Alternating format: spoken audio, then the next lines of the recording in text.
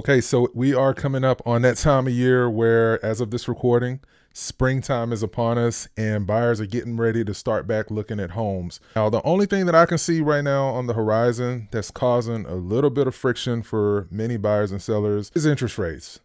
What's going on? This is your brother, your uncle, your favorite realtor's favorite realtor, Marvin, coming to you with a quick market update video that I hope you as a real estate agent finds helpful in your daily practice. Who is Jerome? And I'm not talking about Romy Rome from Martin. You're wrong in the house. I think you're wrong in the house. Watch your mouth. One of the greatest TV shows on earth. I'm talking about Jerome Powell, and he is the head honcho as it relates to the Fed, and he and other individuals control all things related to interest rates here in America. So the Fed recently had a meeting and Jerome Powell and company decided to leave interest rates where they are for right now as of this recording. They're going to meet again in March and then they're going to meet again in June. And what I suspect based on the data that I'm watching is if they do not lower interest rates in March, they definitely are going to have to lower interest rates in June as long as the economy stays where it is, and all indicators are saying that we're in a really good space as an economy. But what I respect about Jerome Powell, that this brother does not listen to anyone other than the data before making a decision that could ultimately impact our economy. As a real estate professional, obviously, if interest rates were down now, then buyer activity would be up and we would all be happy as professionals. As a person that watches the money, I totally get where he's coming at and why he has to go about this in a very tactical and dovish manner. But what can you do as a real estate professional between now and when interest rates do ultimately come down? There are a lot of programs and strategies that you as a buyer's agent can leverage to help your current buyers that are interested in buying a home, but quite frankly can't afford that home at the current interest rate. Something that I'm introducing a few of my buyers to is what's called an assumable mortgage. Now, an assumable mortgage is an opportunity where qualified buyers can actually take over the mortgage of the seller and essentially lock in that interest rate that that seller owns and continue making the payments with the loan being essentially transferred to their name. It's not something you're going to see with a lot of home sales because sellers frankly just want to get from under that house and ultimately move on. But it is something that's out there and a lot more listing agents are advertising it. And one smart way that you can look up in your particular market what homes are currently offering an assumable mortgage by simply typing the word assumable to something like Zillow or Remine and any and all listings that are available that currently offer an assumable mortgage will pull up. Now, what types of loans are typically assumable by a buyer? There's a USDA loan. That's one type of loan that you tend to find in more rural areas as far as rural financing of properties. Then, of course, there's a VA loan, which is a loan program offered to veterans. Then an FHA loan. All three of those loans are assumable. The only one that's not assumable is conventional loans. So there's some strategies and things that you're going to need to walk through with a lender if you have a scenario where you want to pursue a home that offers an assumable mortgage.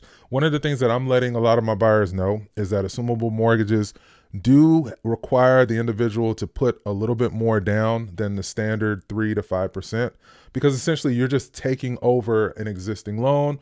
Your buyer, of course, has to qualify under normal circumstances. It could be problematic for the seller of the property, so that's something that you're going to want to walk through. What I mean by problematic is specifically talking about the VA loan. For example, if a veteran wants to sell his property through an assumable mortgage and someone wants to take over that assumable note, that individual does not necessarily have to be a veteran, but that veteran cannot use that benefit on another property if they let someone assume their current mortgage. So that's something that hopefully a listing agent has already let that seller know as far as the risk associated with that.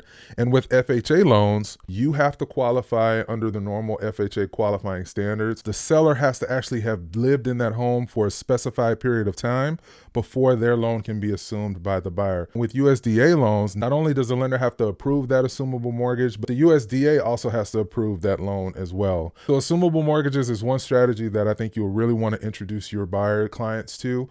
Hey, if you've made it this far in the video and you are a real estate professional, consider partnering with me here at Real Brokerage. You pay nothing per month, you get a fantastic split, and you have the opportunity to build a business through revenue share and stock purchases. Book a call at the link below in today's video, and I'm happy to have a conversation on why I was able to grow my business exponentially by moving my practice to Real Brokerage. Brokerage. All right, back to the video. But another option which has got a lot of attention on social media and YouTube are subject to. Subject to work a little bit different because essentially the person that is purchasing that home subject to is taking title, but the loan is still attached to the seller. So that option can be something that is intriguing to a lot of sellers that simply need to get from under that payment. And someone says, hey, I will buy your home subject to, and essentially they will be the ones that take title while the seller is essentially still holding the note.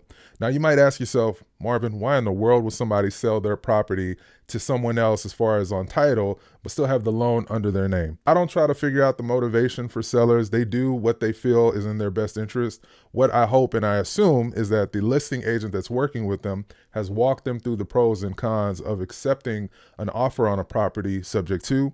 And my hope is that the buyer that I'm representing, I've worked with them for a significant period of time, and I know that they are going to be in good position to keep up those payments. And oftentimes in either of these scenarios, you as the real estate professional will still make your commission. So I don't want you to think that unless the title and the loan changes hands completely, that you as the real estate professional are not going to be paid. You will absolutely still be paid in both of these scenarios. It's just a situation that's what we call creative financing. It's one of several strategies that you can leverage in the current interest rate market to still be able to be of value to your buyers that are interested in purchasing property while still making sure that you are compensated for the work that you do. So if you enjoyed this video and you want more content like this, let me know in the comments below what topic related to real estate that you would like me to cover. And ultimately, if you are a real estate professional, I'd love to talk about partnership officially here with Real Broker.